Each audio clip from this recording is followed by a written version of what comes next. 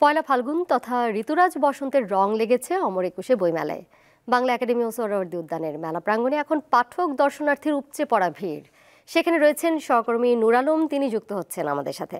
নূর, বইমেলায় বসন্তের আমেজ কতটা দেখতে পাচ্ছেন এবং বেচা বিক্রি কেমন চলছে? কোন ধরনের বইয়ের প্রতি ক্রেতা দর্শনার্থীর আগ্রহ বেশি এবং আজ মেলায় কতটি নতুন বই এলো?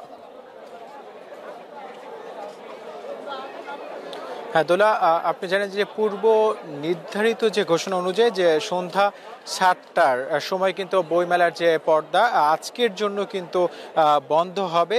এরই মধ্যে আমি দেখছি এখনো কিন্তু যে মানুষের যে পহেলা ফাল্গুনি এবং যে আপনি দেখতেন যে আজকে যে ভালোবাসা দিবস তার এবং বইমেলা অর্থাৎ তিনটি মিলেই যদি সমীকরণ বলতে চাই, এই মুহূর্তে বইমেলা প্রাঙ্গণ কিন্তু এখনো জমজমাট রয়েছে মানুষের পদচারণা। যেহেতু আপনি জানেন যে বাংলা একাডেমি কিন্তু ঘোষণা করেছিল যে আজকের দিনটিতে কিন্তু সন্ধ্যা ৭টার পরই কিন্তু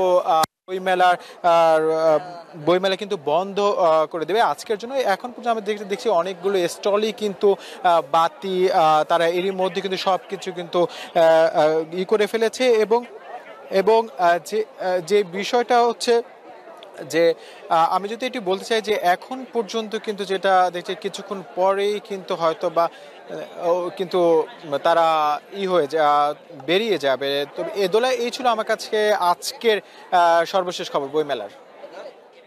বইমেলা প্রাঙ্গণ থেকে যুক্ত ছিলেন সহকর্মী নূর আলম।